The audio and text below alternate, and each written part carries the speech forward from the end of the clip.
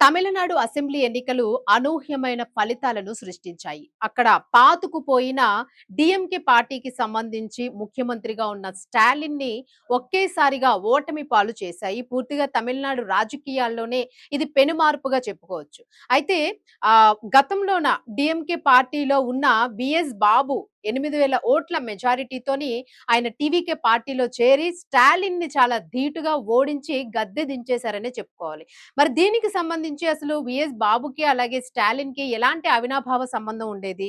ఎందుకు పార్టీలోంచి ఆయన బయటకొచ్చి టీవీకే పార్టీలో చేరారు? సో ఇవన్నీ గూడా ఒకసారి చూద్దాం. తమిళనాడులోని 234 అసెంబ్లీ నియోజకవర్గాలకు సంబంధించిన ఓట్ల లెక్కింపు ప్రస్తుతం కొనసాగుతోంది. 210కి పైగా స్థానాల నుంచి అందిన తాజా ట్రెండ్స్ ఉత్కంఠభరితంగా సాగుతున్నాయి. పోస్టల్ బ్యాలెట్ తరువాత ఈవీఎం ఓట్ల లెక్కింపు ప్రస్తుతం వేగంగా సాగుతోంది. ప్రారంభం విజయ్ స్థాపించిన తమిళ వెట్రి కగజం పార్టీ దూకుడు కనిపించింది. దీర్ఘకాలంగా తమిళనాట పాతుకుపోయిన రాజకీయాలను శాసిస్తున్న డీఎంకే పార్టీ అధికారాన్ని కోల్పోయే ప్రమాదంలో పడింది. ఏడీఎంకే అదే పరిస్థితి. తమిళనాడు శాసనసభ ఎన్నికలు అనూహ్య ఫలితాలతో చరిత్ర సృష్టించాయి.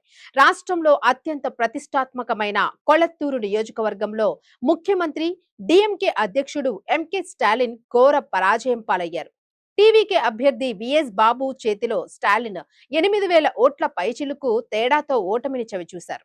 డీఎంకే మూడో స్థానానికి పరిమితం కావడం ఒక ఎత్తైతే ఏకంగా స్టాలినే ఓడిపోవడం మరో ఎత్తు. స్టాలిన్ కు కంచుకోట ఈ కొళత్తూర్ నియోజకవర్గం. ఆయనను ఓడించడంతో 75 ఏళ్ల విఎస్ బాబు జైంట్ కిల్లర్ అయ్యారు. తమిళనాడు రాజకీయాల్లో అత్యంత అనుభవజ్ఞుడు ఈ విఎస్ బాబు. కొళత్తూరు ప్రాంతంలో ఆయనకు గట్టి పట్టు ఉంది.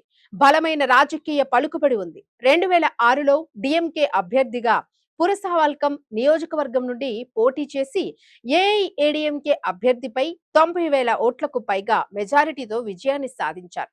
అప్పటి నుంచి ఆయన పేరు తమిళ రాజకీయాల్లో వినిపిస్తూ వస్తోంది.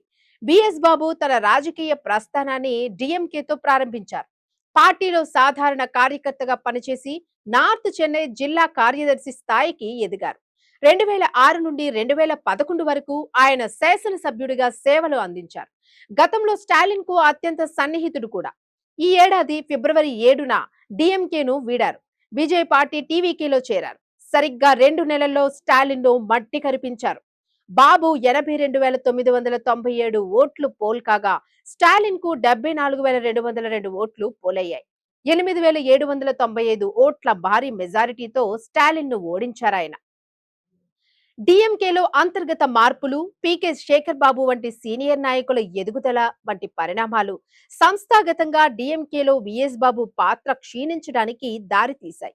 చివరికి డిఎంకేను వీడాల్సి వచ్చింది. డిఎంకేను వీడిన తరువాత కొన్నాళ్లు ఏఐఏడీఎంకేతో అనుబంధాన్ని కొనసాగించారు. అక్కడ ఇమడలేకపోయారు. ఇక ఈ ఏడాది ఫిబ్రవరి టీవీకేలో చేరారు. 2008 నుండి స్టాలిన్ కు కంచుకోటగా ఉన్న కొళత్తూరులో బాబు సాధించిన విజయం రాజకీయ ప్రకంపనలు సృష్టించిందనే చెప్పుకోవాలి.